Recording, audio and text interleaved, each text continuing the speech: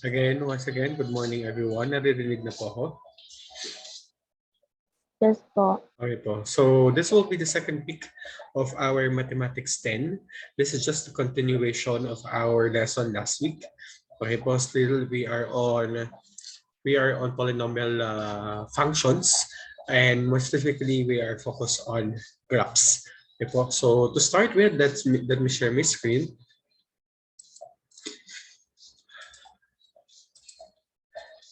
Nakikita po ang screen.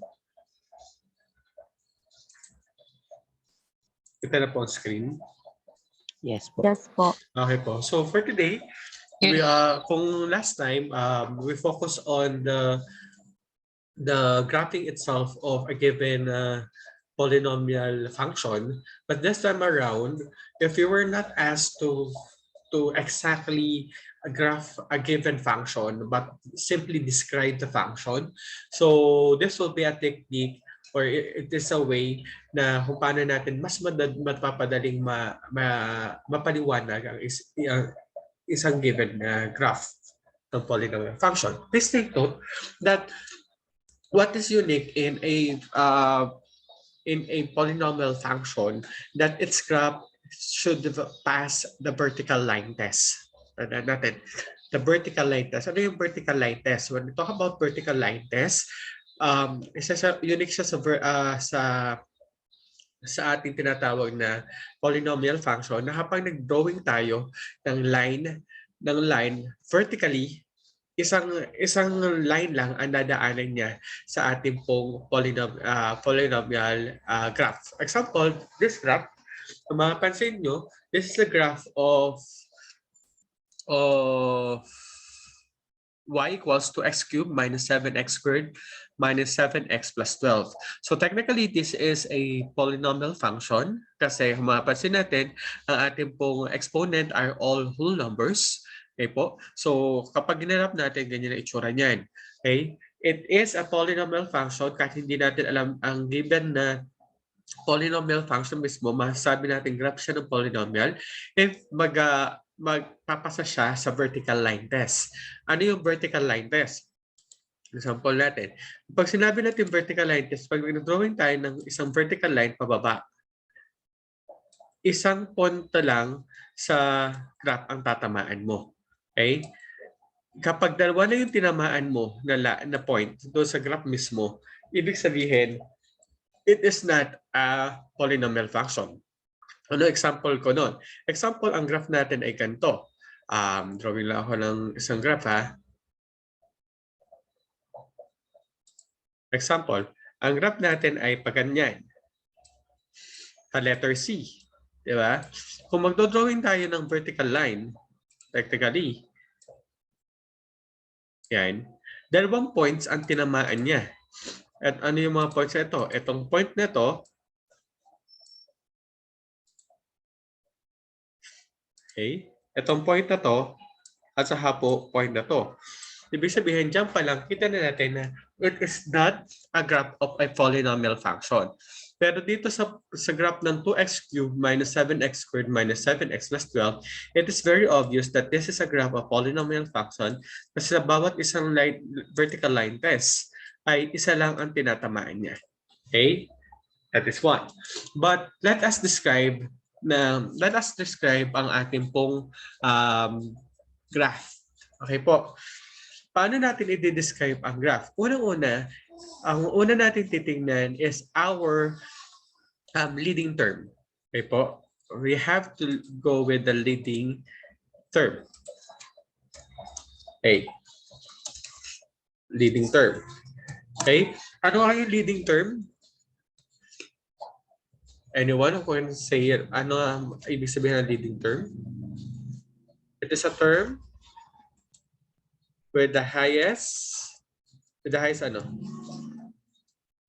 Exponent po. Exponent, correct. It is the term with the highest exponent. In this case, di ba, ang leading term natin is the 2x cubed. Okay po, the 2x cubed. Then, if that is, nakita na natin yung leading term, you have to look at our leading coefficient. leading coefficient. Ano yung leading coefficient? Leading coefficient, ano ang leading coefficient natin? It is the exponent of, it is the numerical coefficient of Ano yan? numerical coefficient of the leading term. Leading term. Ano dyan yung numerical? Ano yung numerical ano dyan yung leading coefficient? Can you tell me what is the leading 2 po, coefficient? sir. Ano pa? 2 po. That is 2. Correct. Our leading coefficient is 2. Please take note of that. Our leading term is 2x cubed. Okay. Our leading coefficient is 2. Okay. What is our power? Raise to cube po, sir. So, ang power natin ay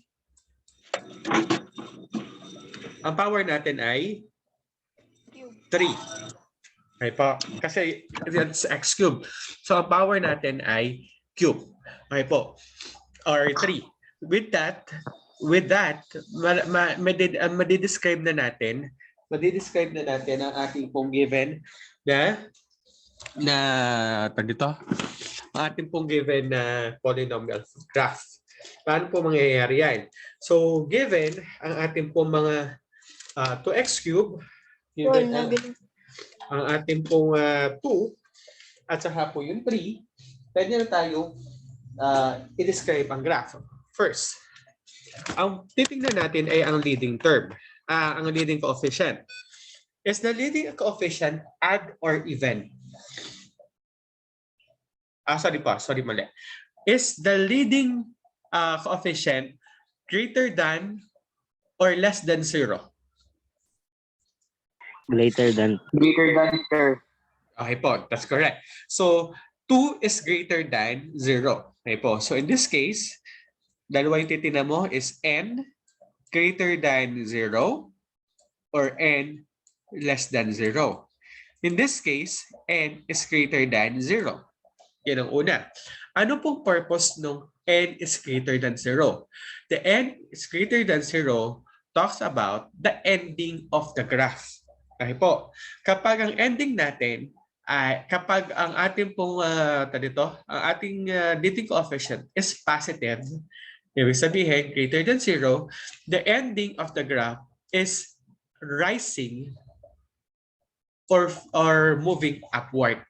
Okay po. Kung makikita natin yung graph natin, pataas siya. Yung dulo. Okay po. Yung dulo niya ay pataas. Okay? Ngayon, kung nagkataon na siya ay n is less than 0, dapat pababa yung ating pong ending or the right part of our graph. Okay po. Clear po tayo doon?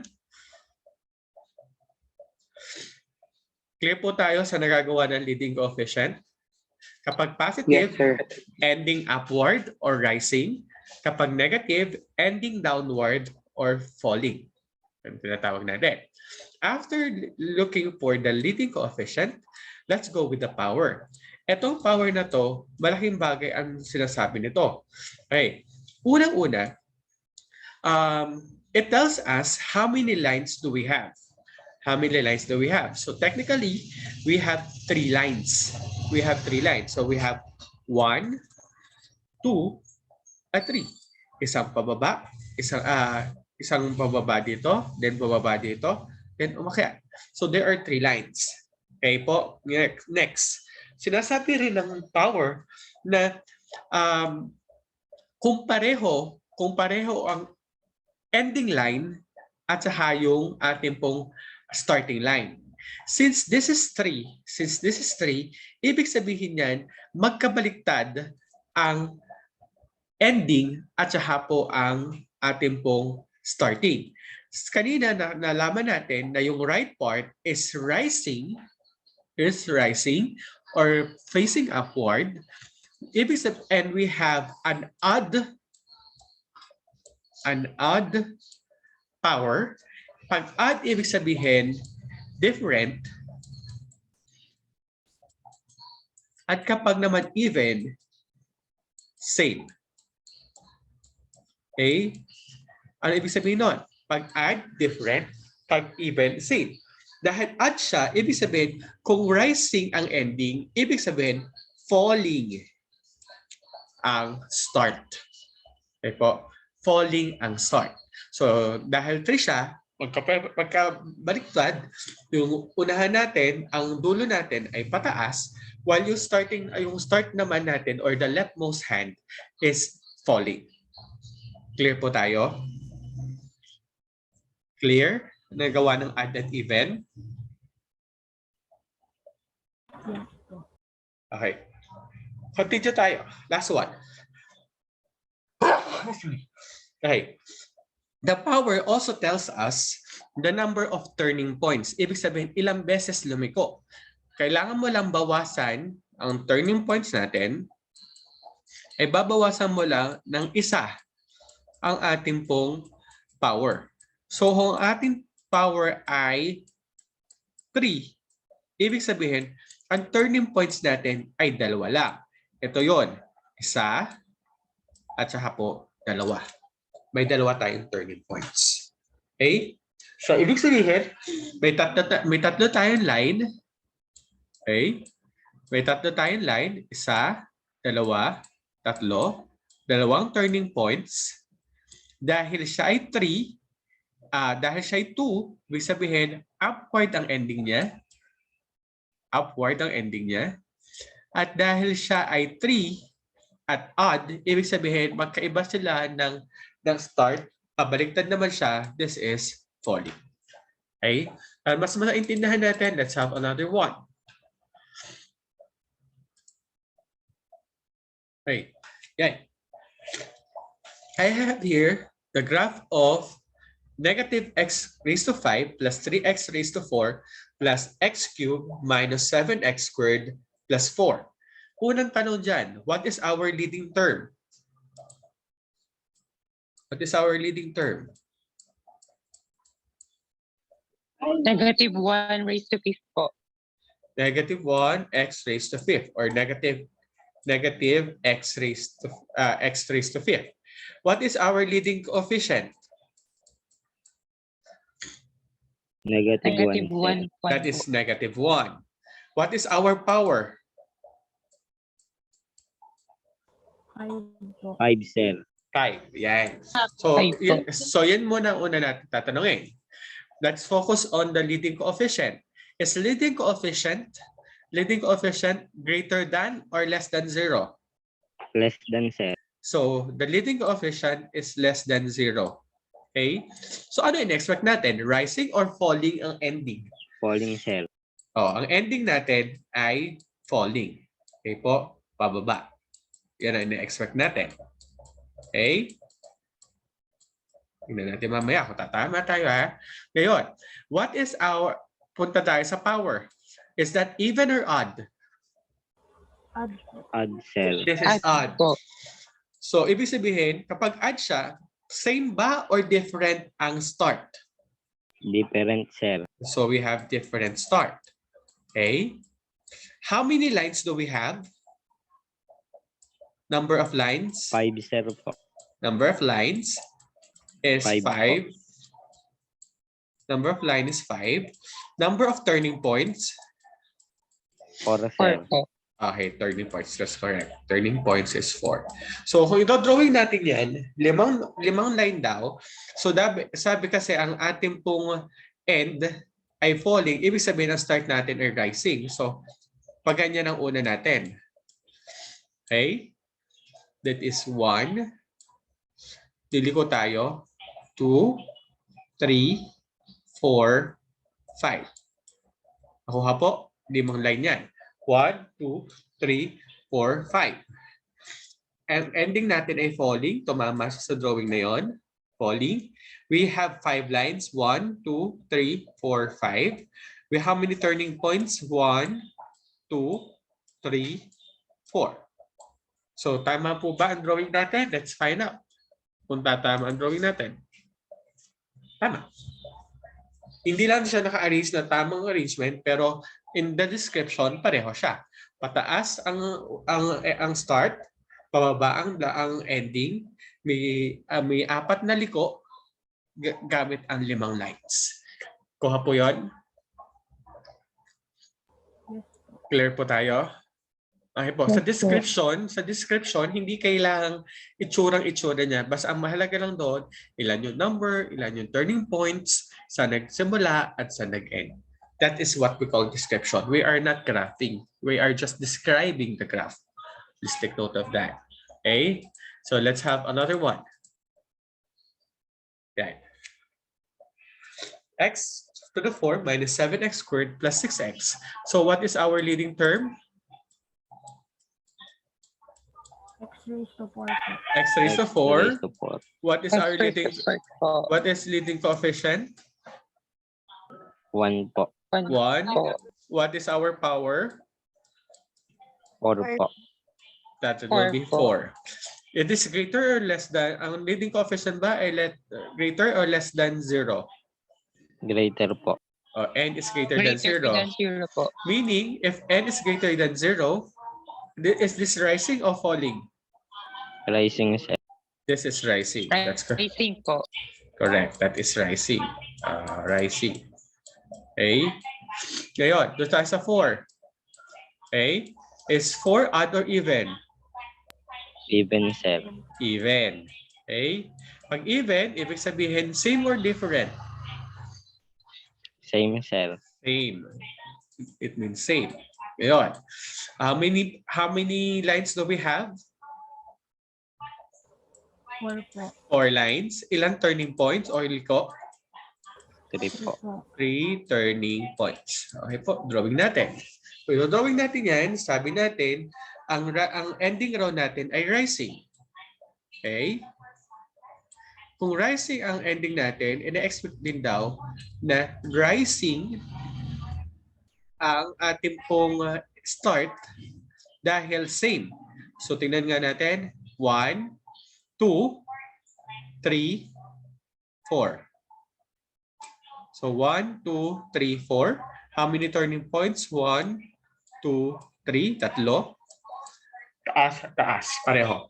So tingnan natin kung pareho. Yan po. Okay po. So tama. Isang pataas. Parehong pataas. Ilang lines na ginamit? 4. Ilang liko? 3. Tapos. Clear po tayo? Yes Clear? po. Okay po. Last one. Okay. How about this one? Leading term? What is our leading term? Negative raised to 4 po. Negative x raised to 4 po. Negative x raised to 4. That's correct. What is our leading coefficient? Negative 1. Negative 1, 1 po. Negative 1. How about our power? 4 po. 4 po. 4. Greater than or less than 0? Less than po. Is Less than 0 po. Is less than 0, meaning rising, falling. Falling po. Falling Falling ang ating end. Diba? Falling row ang end. Ngayon, ilan, is this other even? Even. Even, ibig sabihin, same or different? Even number po. Same po. Same. We have same. Number of line is 4 lines. We have 4 lines and 3 turning points. Okay? So, kung drawing natin yan, falling daw ang ending natin. At falling din daw ang ating pong starting kasi same lang silang start. How many lines? 4. So we have 1, 2, 3, 4. Okay. So how many turning points? 1, 2, 3, 4 lines. Same na pababa. Tingnan nga natin kung papareho sila. Yan po. Pareho sila. Gets po? Clear? Yes po. Okay po. So, madali na ito para sa inyo. Okay, let's have let's a trial. Yan. So, katulad nito, add, even, rising, falling, and yung ganyan gawin natin. Right hand is the ending, left hand is the starting. Okay po, let's try the first one. Okay, sa leading coefficient na number 2, is this greater or less than 0? Less than po, sir. That will be less than 0. That's correct. Ano ang ating pong degree? Add or even? Add Add po, po. sir. That will be add. Correct. So, let's start with the right. Ano kaya magiging right niya? Yung ending. Rising or falling? Falling po. Falling. Bagos, ang left natin, rising or falling? Rising po, sir. Rising. Dapat magkabalik na dyan kasi add tayo. So, dapat rising to, falling to. That's correct. So, dahil ito ay less than 0, ang right hand natin ay falling, kabaliktaran niya yung left, which is rising. So, ang drawing natin ay ganyan. We have 5 lines. So, we have 1, 2, 3, 4, 5. Ilan turning points? 4 po. 4. 1, 2, 3, 4. That's correct. That's po. Let's have this one. Number 3. How about the number 3?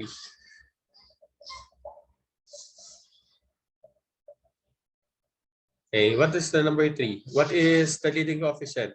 Greater than or less than 0? Greater than 2. That is greater than 0. Ano yung degree natin? Other even? Even. Even po. That will be even. So ano ang right hand natin? Rising or falling? Right. Ibig sabihin ending. Rising po. Rising. Even siya. So ano ang left? Rising din po. Rising at rising. Pareho silang rising. So ang drawing niya, how many turning points? 3 po. 3. Ilang lines? 3. Ilang lines ang gagamitin? 4 po. 4 po. 4. So ang kanya itsura niya. 1, 2, 3, 4. There are 3 turning points, parehong ending. Last one.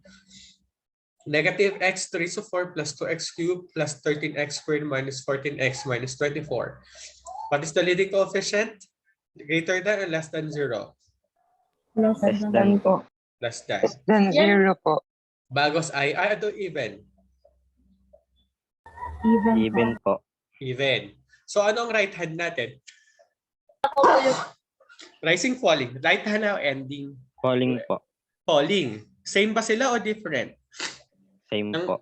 Ng left. So magiging same yan kasi even. So pareho silang falling. How many lines? 4, sir. Ilan turning points? 2 po. 3. So ganyan po ang drawing. 3. That's the drawing. That's the possible sketch. Pag sinabi natin possible sketch, hindi naman kailangan nasa tarito, hindi siya nasa Cartesian plane. Ang tinutukoy lang natin ay itsura. Okay po. So ganyan lang po pag sinabi natin possible sketch. Okay? I hope it's clear sa ating pong description. With that, I'll be asking you to answer the learning task 3, page 10 to 11. Okay po. Complete solution. Okay po. Kung ano mga dapat hingin, isusulat po doon. Kung kailangan sketch po natin. I'll be asking you to answer 1 to 17 only. Okay po. 1 to 16 or 1 to 17? Okay. 1 to 16, I think so. 1 to 16 only. Okay? Tuloy po tayo. Yes po. Okay po. 1 to 16 only. So thank you for attending. Okay po. So you may start. Thank you. Thank you po. Thank you. Thank you po, sir. Goodbye po. Bye-bye. Thank you po. Bye-bye po. Bye-bye. Thank you po.